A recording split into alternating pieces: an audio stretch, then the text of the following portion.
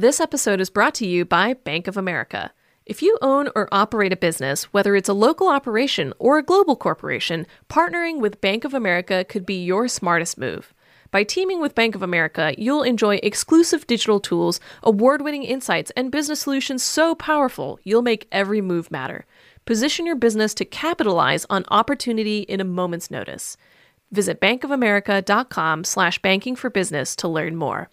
What would you like the power to do? Bank of America, N.A., copyright 2023.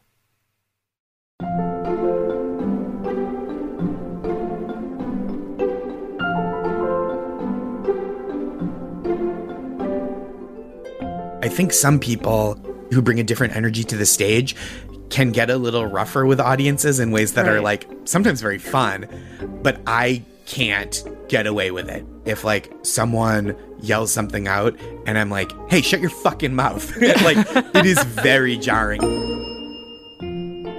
Welcome back to Working. I'm your guest host for the week, Cameron Drews. And I'm your other host, Karen Hahn. Hey, Karen. It's great to be hosting the show with you again. Yeah. And I'm really excited for this week's episode. Why don't you tell our listeners whose voice we just heard at the top of the show? Yeah, so for this Cameron and Karen episode, we have as our guest Josh Gondelman, a comedy writer, producer, author, and stand-up comedian whose work you may be familiar with from shows like Desus Mero, Last Week Tonight with John Oliver, Wait, Wait, Don't Tell Me, and also his recent comedy special, People Pleaser. Okay, so I should show all my cards here, Karen, and reveal that I'm definitely familiar with Josh's work, and I think anyone who sees live comedy around New York City with any regularity will probably come across Josh. He is in demand and out there. And, you know, if you do see him, he probably will stick in your memory because he does have a pretty unique voice and style, right? Yeah, I feel like he's known to be, and this is going to sound pretty simplistic, but he's known to be a very nice guy. Like, he's very kind, thoughtful, and positive. For instance, he has a Substack newsletter called That's Marvelous, which is self-described as being, quote, a newsletter for pep talks and general enthusiasm. And I would say that that is the vibe that he presents as a performer. Yeah, I've seen him do pep talks on Twitter, too. Every once in a while, he will just tweet, does anyone need a pep talk? And strangers will reply, and he will give them polite encouragement. Yeah. And it's very nice. And I imagine you saved a little bit of this interview for Slate Plus members. What can they expect to hear at the end of the show? I guess this is sort of related, but for Slate Plus, we talk about the difference between writing for oneself versus writing for someone else, not just in terms of a setting like Last Week Tonight, but also in terms of like fiction and narrative writing, as per his work on the new season of The Marvelous Mrs. Maisel. That's awesome. I know that Josh is a talented TV writer, so I'm excited to hear how he approaches that writing. So listeners, if you are a Slate Plus member, make sure to stick around for that segment at the end of the show. If you are not a Slate Plus member, you can sign up today at slate.com/working+. Members get ad-free podcasts, bonus segments on our show and other Slate podcasts, bonus full episodes of shows like Slow Burn and Big Mood, Little Mood, and you'll get full access to all of the articles on slate.com. You'll never run into the pesky paywall when you're trying to read Dear Prudence. These memberships are really important to the health of Slate. So once again, please sign up if you can. And that URL again is slate.com/working+. Okay, let's move on to Karen's conversation with the extremely charming Josh Gondelman.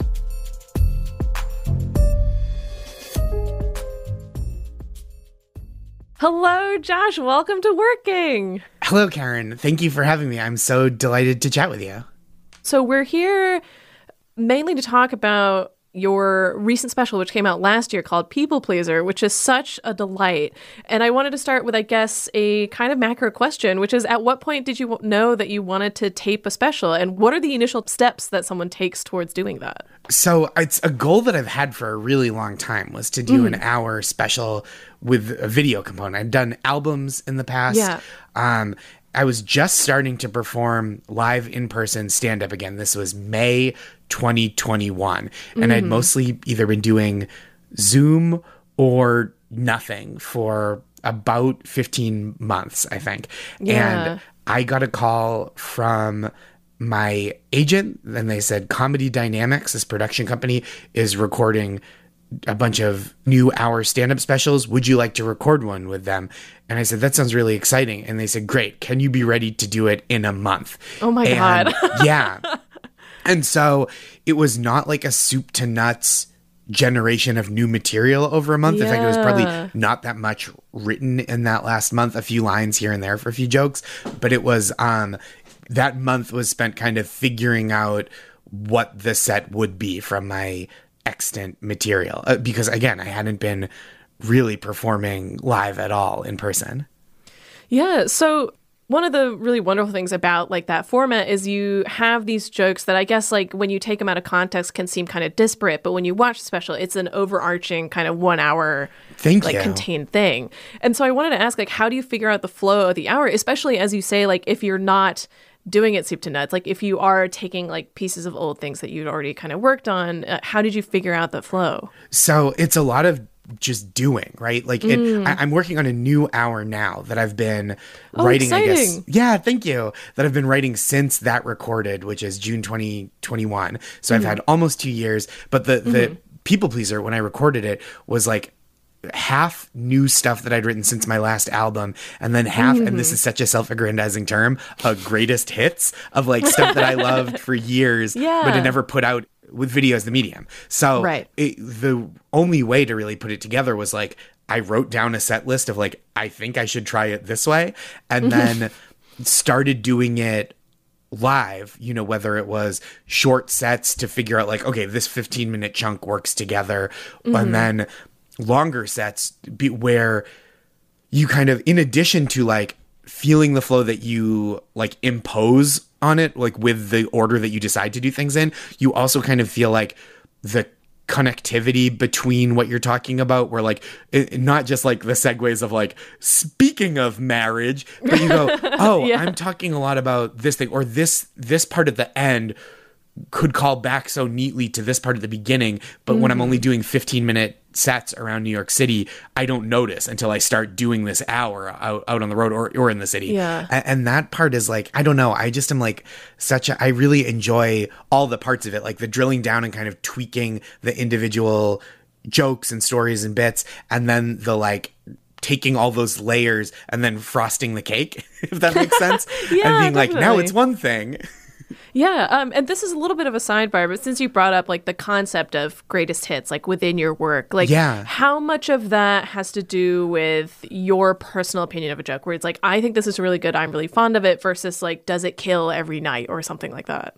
I think it was a lot of stuff that I really liked, and more than stuff that I'm like, oh, this line gets the biggest pop, so it has to be in the special. Like this, you know, there's stuff that I've done through the years that really killed, that I've never really recorded in this way. But I'm just like, I don't think that quite represents like who I am now. So it kind of felt like the stuff that really resonates with people, like the stuff that really sticks around, and that when people see me, they go, oh, I was hoping you would tell this story. And like that kind of stuff helped inform me a little more than just like, you know, the line that gets the biggest laugh in the history of me being on stage, but like the stuff that feels the most me is what I was really trying to get across, and have it be all stuff that kills. But like the idea was, I was really trying to be like, okay, how do I, with this hour, for people that haven't seen me, go, this is the guy that I am. And then for people that have seen me before, or know about me a little bit, how do I expand upon that and fill this thing with stuff that they want to be like, oh, I've got to show my friend this bit that I've loved, that I've never had the video version to like send to them before. Yeah. I love what you were saying about like realizing like this thing that I wrote several years ago is not really me anymore. It's not representative of what I'm doing right now or who I am right now. Like at what point can you feel that, like as you are working with this material, like at what point do you know, like, I think it's time to retire this bit? So that's a great question. Some of it is like stuff that's just not factually true anymore. You know, like it's, I think, harder to finesse dating material when you're a person who's been married for like several years, right? And it takes like a little bit of additional, like I've seen people do it really skillfully, but it takes an additional like, this is what it's like, and now this is what it's like. And you only get, I think, so many of those narratives to bring people along with. So it's like, I have all this material of, I used to be a teacher, and occasionally if I'm doing like a corporate gig or something where I have to be squeaky clean, I'll still break out some of those stories. But it's not stuff that feels super relevant to my life now. And it requires like creating this backstory of like, okay, here I am now, but like back then I was this guy. And then sometimes it's just like, there's some times when you get on stage and you're just like, oh, I'm not connected with this. Like you can see this, like I'm reciting, I'm not performing, I'm not invested in what I'm saying because it just kind of feels like, and maybe there are other people that can get over a little better, but I'm more of a writer than an actor, as my late grandmother used to tell me. Really? She didn't used to is a strong word. She did tell me that once after seeing me in a high school production that I was in. Okay, at least it was high school and not like recently. Yeah. I mean, she was such a lovely person and meant no ill by it, but I absolutely, I think is a reason that it's stuck with me for 20 years. Yeah, absolutely. Okay, so to wheel things back a little bit, one of the things that you mentioned was something that I really wanted to dig into, which is in the hour, like figuring out like what is a recurring bit or how to tie different things together.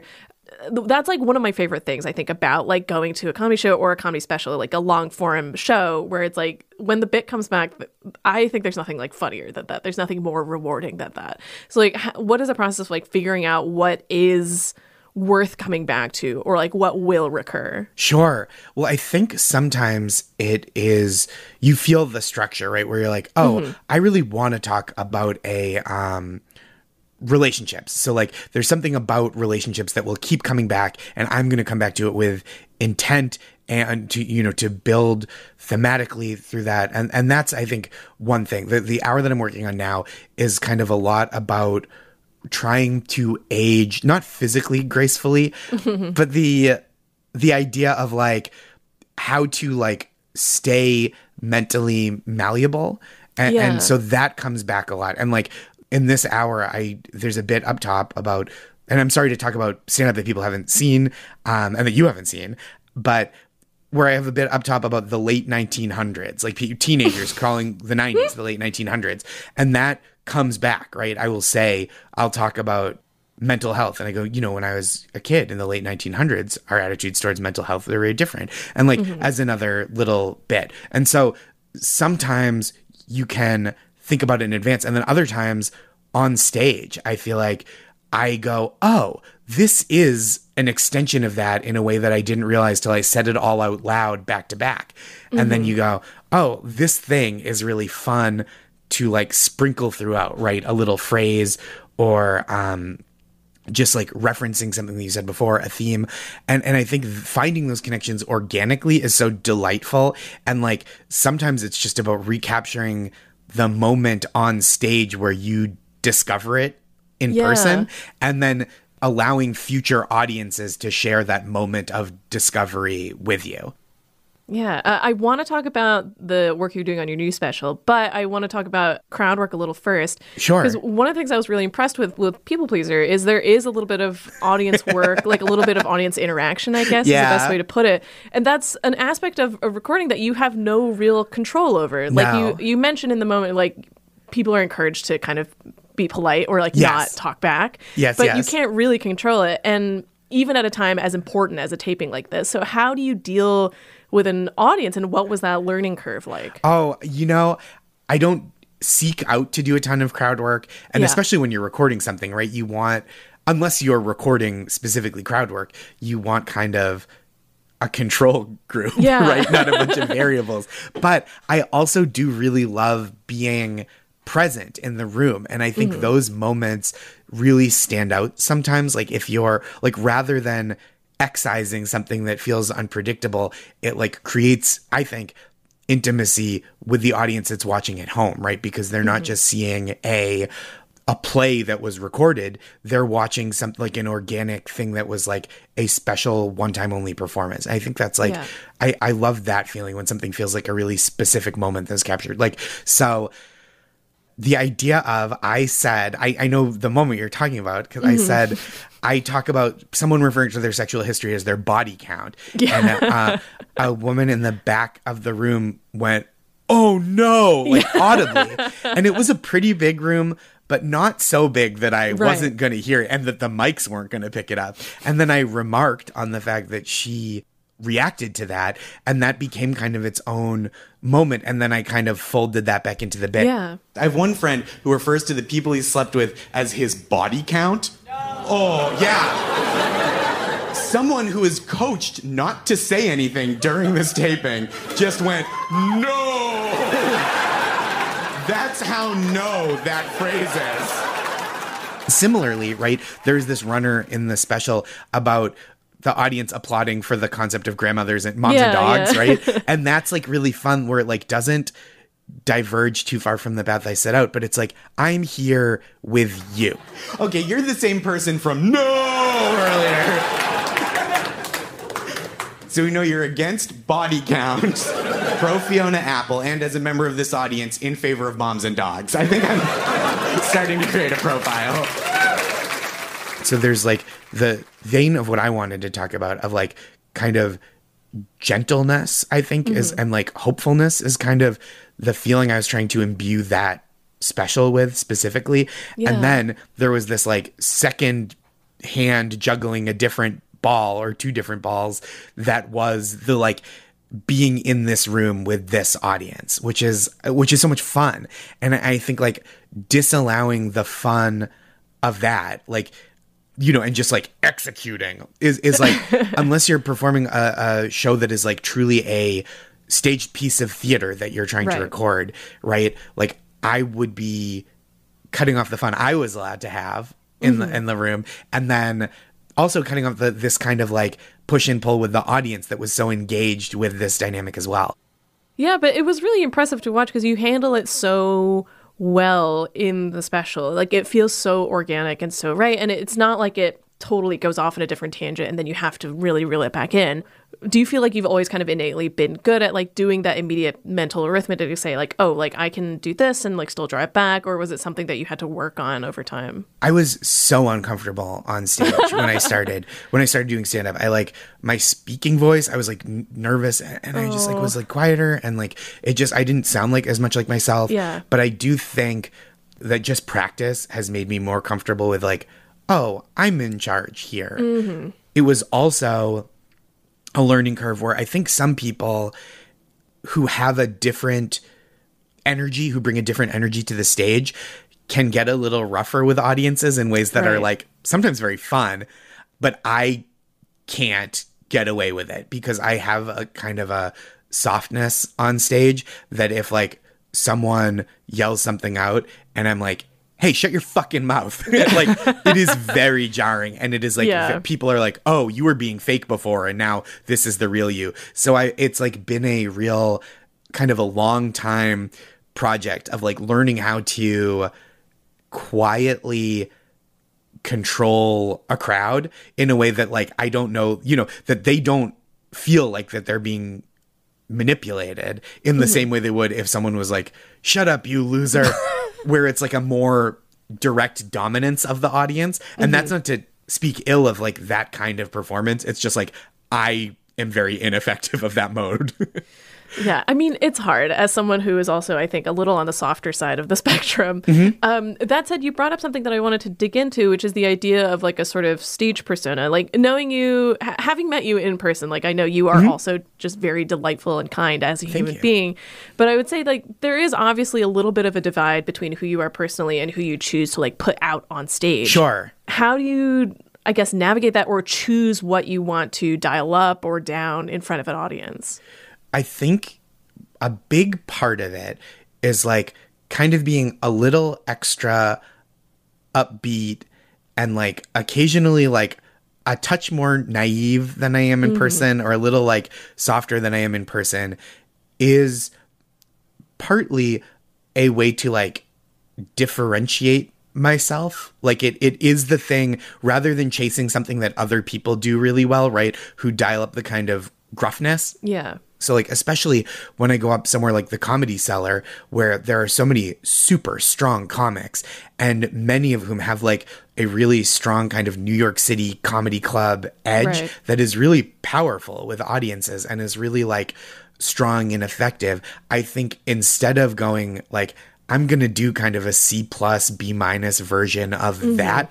I'm going to try to cultivate a different kind of energy, like highlight a different part of myself in a way that will feel like a more specific energy and not like, oh, we're seeing like a third-rate Dave Attell, right? Like, oh, you're like, we're seeing this guy that maybe he's the only one of these on the show.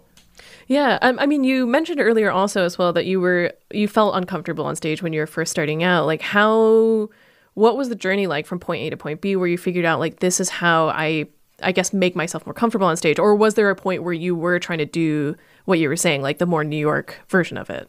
I started in Boston, and I do feel like Boston similarly is like people that come up and just murder, like, and just like mowing down audiences.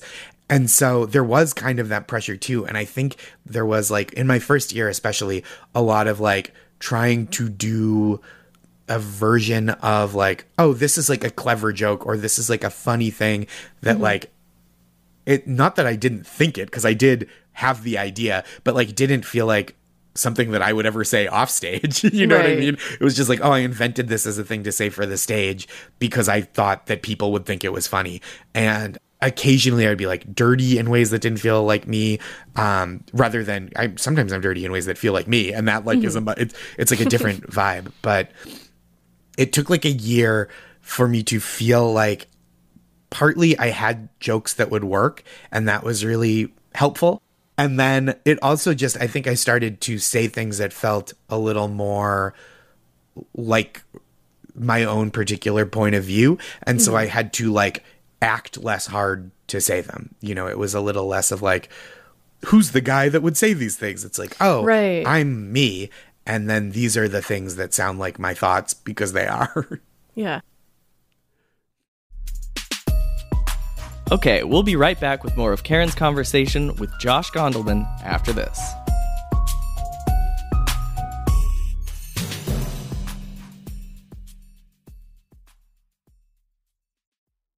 This episode of Working is brought to you by Progressive Insurance. Whether you're driving, cooking, or doing laundry, Progressive knows the podcasts you listen to go best when they're bundled with another activity, much like how their Progressive home and auto policies go best when they're bundled. Having these two policies together makes taking care of your insurance easier and could help you save too. Customers who save by switching their home and car insurance to Progressive save nearly $800 on average. That's a whole lot of savings and protection for your favorite podcast listening activities like going on a road trip, cooking dinner, and even hitting the home gym. Yep, your home and your car are even easier to protect when you bundle your insurance together. Find your perfect combo. Get a home and car insurance quote at Progressive.com today. Progressive Casualty Insurance Company and Affiliates. National average 12-month savings of $793 by new customers surveyed who saved with Progressive between June 2021 and May 2022. Potential savings will vary. Hey everybody, it's Tim Heidecker. You know me, Tim and Eric, Bridesmaids, and Fantastic Four. I'd like to personally invite you to listen to Office Hours Live with me and my co-hosts, DJ Doug Pound. Hello. And Vic Berger. Howdy. Every week we bring you laughs, fun, games, and lots of other surprises. It's live. We take your Zoom calls. Music. We love having fun. Excuse me? Songs. Vic said something. Music. Songs. Music. I like having fun. I like to laugh. I like to meet people who can make me laugh. Please subscribe now. Hey everybody, this is our once per show reminder to feel free to get in touch with us if you have any questions about creativity or work habits or productivity hacks, or maybe there's a guest you think we should interview on the show. Send us an email at working@slate.com or give us a call at 304-933-WORK and leave a message. If you ask a question and we like it, we might even answer that question on an episode of Working Overtime. That's our spin-off show that comes out every other Thursday. Again, that email is working@slate.com and the phone number is 304-933-WORK. And one last thing, if you like the show, please make sure to subscribe in your favorite podcast app. And hey, maybe give us a review in Apple Podcasts or wherever you listen. We would really appreciate it. All right, now back to Karen's conversation with Josh Gondelman. My understanding of video comedy specials is that they're taped over the course of a couple of nights. And I think I recall that was the case for you as well. Although, of course, you do something similar in putting on a set during a live show. But in this specific context, what sort of things do you have to consider in performing and knowing these nights are going to be cut together? So this was one show. This special came from one show. Yeah. Which I've done with audio.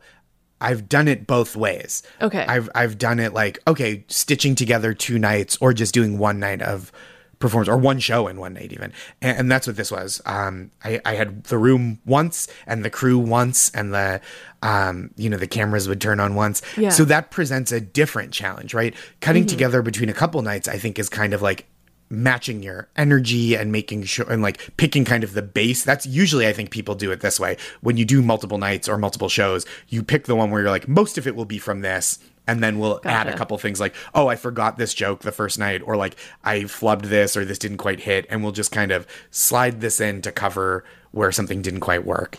But with one show, you have like however many cameras that you had and linear footage of whatever 65, 75 minutes I was on stage, somewhere in there. And so the challenge is like making it feel like nothing was taken out, right? Over the course of this hour, even though I took probably 10, 15 minutes out of the live set. And so that is it. Like, and part of it, like, I think I got to work really closely with the editor who worked on it, and they were like really skilled and did such a nice job. But I think having worked as a TV producer with specifically at Desus Mero for a couple of years before we worked on this edit really helped me think about like, okay, I know what my camera angles are. I know that if I lose 30 seconds where I'm kind of hemming and hawing, then I can cover it with this kind of camera angle or audience reaction shot, and then come back to me and like keep the audio smooth, while the video is cheated a little bit more. And so like having done that job really helped me in the edit feel like confident, being like, oh, I know what the colors on my palette are, and I know how to employ them. So in this case, like the company came to you with an offer to do a special, but it has been, even from my perspective, which is not that versed in comedy, it's been wild to see like the change in the landscape. Like part of it is obviously just the egalitarian nature of the internet, where anyone can do anything and upload it anywhere. But then like, I guess like Comedy Central, like the name still holds value, but again, I don't know what channel it's on because I don't have cable. Sure. And I don't know, like how have you, as someone who has been working in comedy for a while, like felt that landscape shift? How has that affected your work? It's enormously different. And I think it is, on one hand, it's so freeing to go like, oh, the price to shoot an hour of comedy on your own and make it look good is so much lower than it was when I started in stand-up, which is like such a fascinating and seismic technological shift. So there's that on its own. And then there's the culture, right? Because I think even as recently as like 8 or 10 years ago, people could have been shooting hour specials for not a ton of money and putting them out en masse the way they are, the way that stand-up is being released now. Yeah. But I don't think... It just culturally, I don't think we were there yet, where it didn't feel like an event in the same way. Like you can go like, this is going to be on my YouTube page tonight at 8, and then it can feel like an event if people are excited for it. And then I think additionally with these methods of distribution, and this is like, stop me if this is too tangenty, but I think there is also this interesting tension creatively between the idea of like creating small bite-sized units of comedy that can be shared on TikTok and Instagram and Twitter and other apps that I'm too old to know what they are. Truth Social, wherever. But like wherever the tension between doing stuff like that that's renewable and you can have new stuff all the time, and the idea of like building towards this cohesive hour that you're touring with and want to release. And it's like a really interesting creative tension where I feel like I'd heard, and maybe this is less the case now than it was a couple of years ago, the big streamers and and networks were kind of looking for like a big splash, something like what Mike Birbiglia does with his shows, Right. or Hassan Minaj, Hannah Gadsby, right? Like these kinds of cohesive, of a piece shows, like a show that is all of a piece with itself, not that they're all Yeah. the same as each other. And that feels so remote from the idea of like a 42-second riff with a live crowd, or like Yeah. crowd work done with the intention of capturing it and sharing it on social media to grow an audience to come see you do this other thing. And so it really feels like an interesting balancing act, trying to consider both of those needs when you're like writing this new hour. Yeah, the social media clip thing is really interesting. Like, I was talking to a friend of a friend who was working on a movie for a streamer, and one of the production notes were like, we need more things that can just like go up as a clip, like on TikTok or on Twitter or whatever. Like, Yeah. which is not necessarily what you want to be thinking about when No. you are making a long form A object. film, right? Right. And so how was it like with People Pleaser? Like, because obviously I have seen clips of the show on social media. Yeah. Like, do you think about that as you're working on it? Like, do you get to pick what goes up, or is it sort of more like, I don't love thinking about that and I would rather not?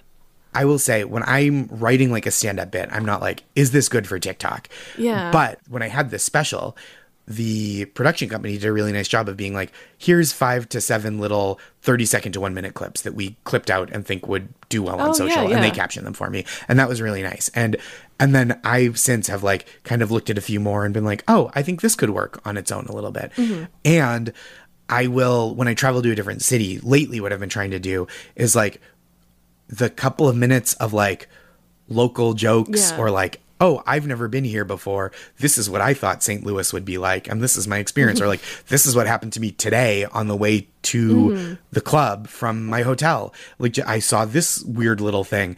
And that stuff that maybe like isn't going to stick around for when I record the special, Yeah. but like was delightful to the crowd.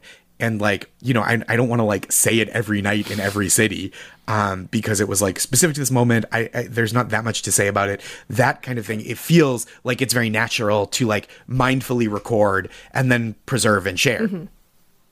And to ask a process question, you mentioned like perhaps Sure. telling a joke about something that happened to you on the way to the theater. To put a little more context to the question, like for instance, I have friends who work in animation who like can no longer watch animated things because they can't like turn off that part of their brain where they're just Oh, working sure. constantly. And I want to know with you, when you're figuring out what you want to build a joke around or a story around, do you think you're constantly on, or is it a matter of like sort of sitting down later on and being like, oh, like maybe this could work? Or is it always like, oh, like maybe this one? I've done a little better job of like being a person Yeah. the last few years, but I'll still go through times where I'm like performing a lot and like touring a lot and generating a lot of new material, where like it will kind of be that like I can hear the whirring of the motor when I'm like, I just want to watch this movie, man. Like, I don't want to be thinking about like Willem Dafoe and like the spelling of his name and trying to make a joke. I just want to like enjoy the movie. And but I'm doing better at that. But I think like it's a little tricky to turn off entirely, because a big part of the job is like noticing. Yeah. That's like so much harder sometimes than writing the joke, like noticing the interesting thing. So you kind of do have to keep that filter on a little bit, but it's like a little bit more catch and release, I think. This is, and stop, like, this might not make any sense. I'm just freestyling it, but like a little more of that like meditation idea of like, you notice the thought, you let it go if it's not a thing you want to like really sit with and churn on, right? Like, this isn't a big enough fish, I'm gonna let it go, instead of like, I don't know, like feeding it and getting it bigger. Was there a time where you felt like that was sort of a problem for you? Yeah, I like can't pinpoint when it was. And I imagine my like best recollection was it was in kind of periods of like creative and career striving. Yeah. Like, I need something to be the thing that gets me to the place I want to go. And that's like Yeah. a bad feeling, I think. It's like such a like mania to it of Yeah. like it's like when the feeling of like desperately trying to make a person who you're not convinced likes you like you, but for your career. And Yeah. what a horrible way to be, and a way that I was for a period, I think. What do you think got you over it? It's similar to the just feeling comfortable on stage, like a level of gaining comfort with my skill level. And then like, you know, everyone will tell you the healthy thing is that you can't do this work for the external validation. Yeah. But what they don't tell you is that that part also feels pretty good. So like, I think having enough of like, oh, I've worked and I will work again, and I have good relationships with my peers, and I am financially stable at the present. I think that feeling of like life stability and creative stability helped me feel a little less like I need a hit now. Yeah, it's tough because it's, as you say, like having some stability is what most easily allows you to kind of get out of that cycle. But that cycle tends to occur most often when you do not have stability because you are striving towards it. Or at least that's how I tend to feel about it. Yeah, I think definitely. And it's like some of it is like the kind of internal going like, I don't have to want everything. I don't have to fear that what I have is about to go away. I will come up with worthwhile, creative work in the future, right? Some of it is internal, but also just like the doing it really helps, you know, like having people, not industry validation necessarily, like whatever the industry is at this point, but like having friends and peers that are like, I like what you're doing, and like, I like working with you, and we collaborate well. And, you know, even that kind of stuff is so soothing and more soothing, honestly, like having the people that you like and respect believe in you and be kind to you. Like there's so many moments throughout my career that I think of, like when I used to get really stressed out on stage, and this was not just unique to me, but my friend Mike Kaplan, who I know from Boston and is in Brooklyn now, would at open mics, when you go, you next? And I go, yeah. And you go, have fun. And that like meant, even just that was like, oh yeah, have fun. Like making sure the goal is like having fun and feeling satisfied with the work I'm doing, rather than like, if this doesn't sell, I'm finished. I'll never work again in this town. It's like, so again, when especially when the financial pressure is not coming from the creative work, like when I had another job, it's like, well, who gives a shit if this joke doesn't work out? Like, I don't have to, like, if I saw like a guy fall off a skateboard into a truck full of pies and I can't think of a way to like write a joke that's funnier than the thing, it's like, who cares? Yeah. And now, before we let you go, this is a bit of a pie in the sky question, but I'm so thrilled to hear that you are working on a new special, and I can't wait to see it. Do you have for yourself a sort of goal timeline wherein you're like, if everything worked out the way that I wanted it to, this is when the world would see it? So I'm touring pretty heavily through the late spring, early summer. I mean, like, I'm going all over the place. Wilmington, North Carolina is first. I'm going to Philly, Spokane, Seattle next month, up like the California coast in July. So all over the country, truly, at joshgondelman.com/schedule. I also have, I'm sorry to delve into plugs. No, I love it. I highly encourage anybody to go if you can. Oh, thank you. I write a weekly newsletter called That's Marvelous, and it's fun pep talks, like funny pep talks, every week, and it's free. And I also put all my dates in there. So like if Twitter, like if Elon Musk decides like he wants to see if he can fit an entire server in his butt, like as a joke, and then it turns off all of Twitter, like that, I have this newsletter that I write, and I all my info for like, come see me, here's where you can watch it when I'm on the radio and stuff. That's all there. And my hope is to record maybe October, maybe November, and then I think it seems like if that's the case, it would be like first quarter 2024 would Exciting. Be when I hope to have it out. Yeah.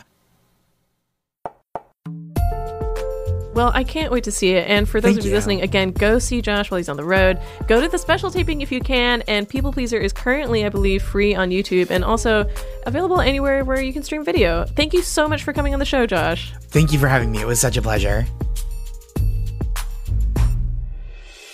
Coming up next, Karen and I will talk about the idea and role of persona in one's craft. Stick around.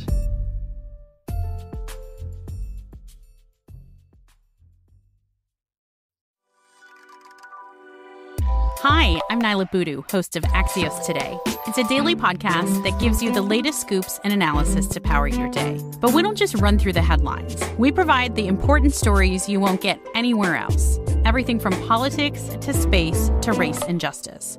So grab a cup of coffee, or a cup of tea for me, and join me for 10 minutes every morning to get up to speed for the day ahead. You can listen to Axios Today on Apple, Spotify, or wherever you get your podcasts. It's time to reboot your credit card with Apple Card. You work hard for your money, so you should be able to spend it on the things you actually want. With Apple Card, you can kiss fees goodbye. There aren't and never will be any annual foreign transaction, late, or over-the-limit fees, not even hidden ones. Apply now in the Wallet app on iPhone and start using it right away. Subject to credit approval, late or missed payments will result in additional interest accumulating toward your balance. Variable APRs for Apple Card range from 15.49% to 26.49% based on creditworthiness. Rates as of March 1st, 2023. Karen, I loved that interview so much, and I'm glad you covered something that I'm really interested in, which is the idea of persona, who you present yourself to be in your work. Obviously, this is a crucial thing for stand-up comedians because they're sort of acting, but they're playing themselves or a version of themselves, and their work is scripted but also improvised. It's extremely complicated. But as a writer, you have a persona too, right? Kind of like, how have you thought about who you are on the page and what that voice is like versus who you are off the page? I honestly haven't thought about it very much, which feels sort of funny to say. Like, when I was a full-time critic, the line between me on the page and me in my private life was a lot thinner than it is now that my focus is more on fiction and screenwriting. But I think I also had a bit of an added buffer of not necessarily having to talk about myself. Like, criticism is essentially just presenting your opinion of something else and then backing it up with an argument. So I don't necessarily have to delve into anything personal to do that, although it's a field that definitely leaves you room to do so, and I certainly have from time to time, because again, it's your personal opinion. But it's not like the focus is on something that I've necessarily experienced or something more personally significant all the time. That said, the question of voice, I think, like, is definitely something that plagues a lot of writers, where it's like, does this sound like me? And that's something that you just come to over time, I think, where, like, when you're writing it, you're like, this feels comfortable, or when you read it back, you're like, oh, this does not sound like me. This doesn't sound right.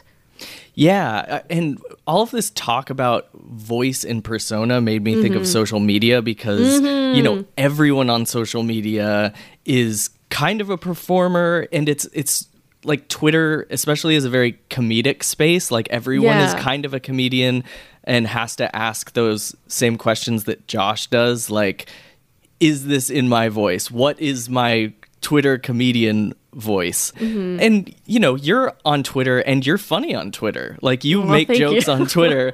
And I'm wondering if you've thought about that part of your job. And I ask because posting on social media is part of all of our jobs nowadays. Right. And, you know, a lot of people probably face this issue of, like, what should I sound like?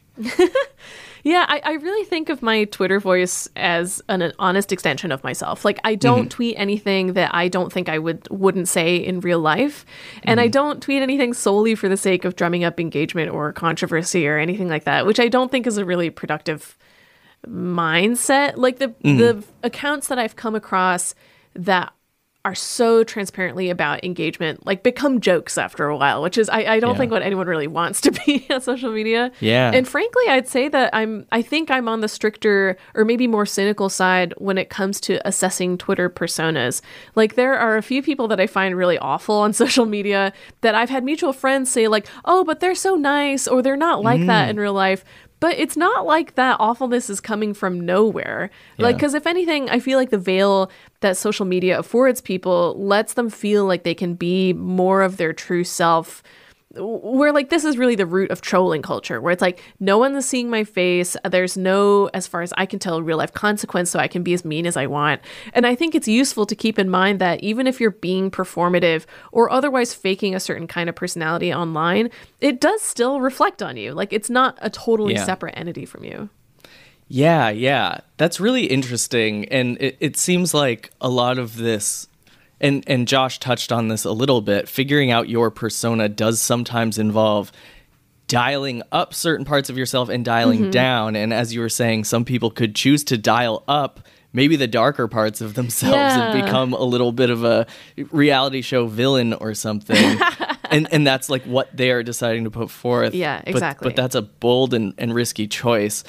But that reminds me of what Josh was saying. Like, I think this balance needs to be struck where Josh was acknowledging that his offstage persona and his onstage persona are different, but it's also important for him to remain authentic. And he said it feels really weird when he's suddenly doing a joke that seems like something he would never actually say. And that was something that tripped him up early in his career.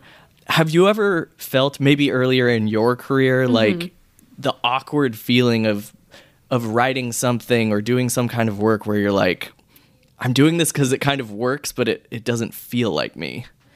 It has happened to me, although weirdly, I would say like one was mid-career and one is like more recently, but it's mostly been a case of having something imposed on me rather than me doing something and being like, oh, actually, this doesn't feel right. For instance, like I've luckily only had a couple of times where I've been assigned a piece that I don't agree with, or had an editor try to assign me a piece that I don't agree with, where he's like, oh, you should write about how this episode sucked. And I was like, I don't think that it did, so I don't want to write that.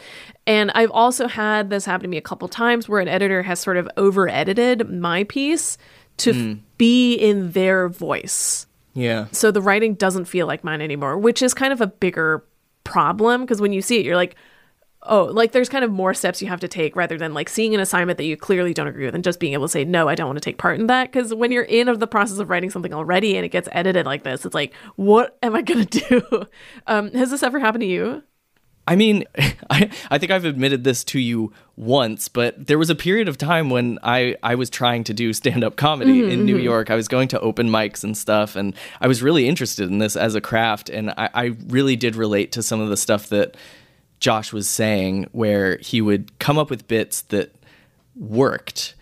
They got the laugh that you want to get, but it doesn't feel like something you would say. You feel kind of phony delivering it.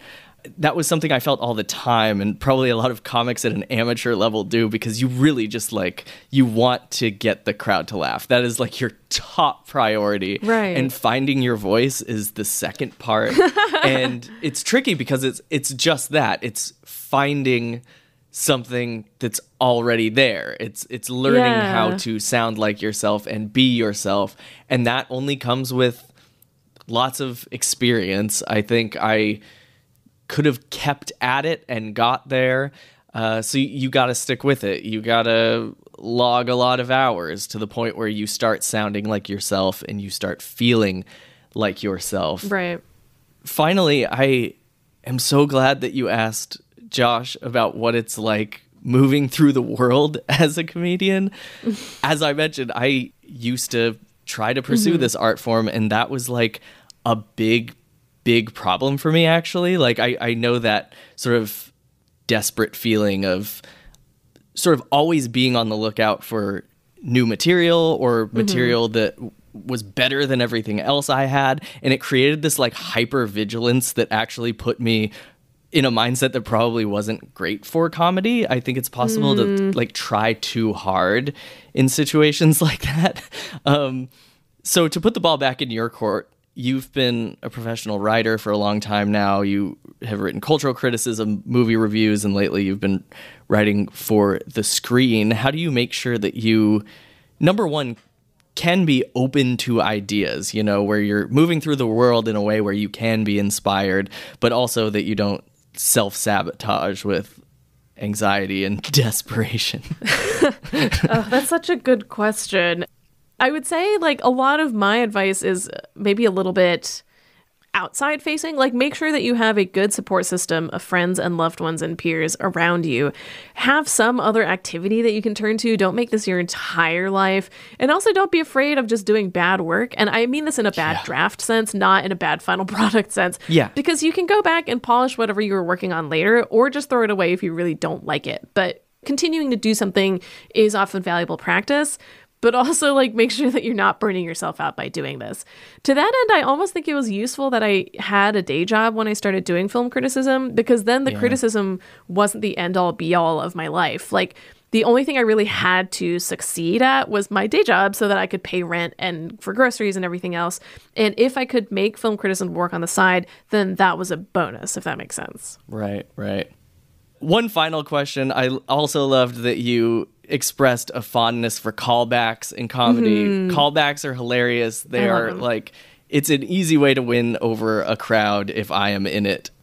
And I think our brains just kind of crave repetition a little bit. Callbacks remind me of like a refrain in a song. It gives us this nice, pleasant structure, and it helps something stick in our memory better.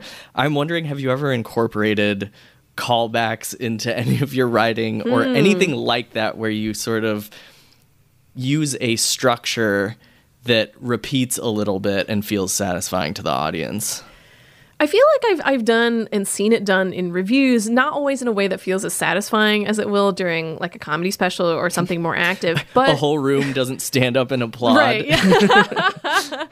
But cultural criticism in particular is, when you really boil it down, essay writing, which demands, I think, a sort of callbacky structure, in that not all essays have to do this. And often like experimentation is good with the form, but on a bare essentials level, you state your point, you back it up, and then you wrap it up. Yeah. In terms of screenwriting, I think it's a little easier to make a recurring bit pop, like when the audience sees an item come back and can place it from earlier. Yep.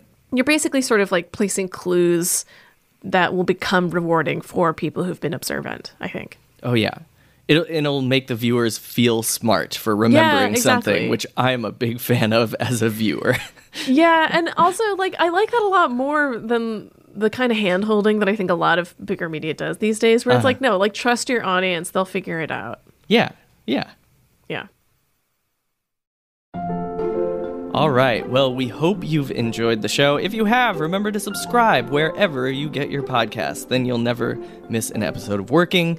And just one more reminder that by joining Slate Plus, you'll get ad-free podcasts, extra segments on shows like The Waves, Culture Gabfest. That's a show I also produce.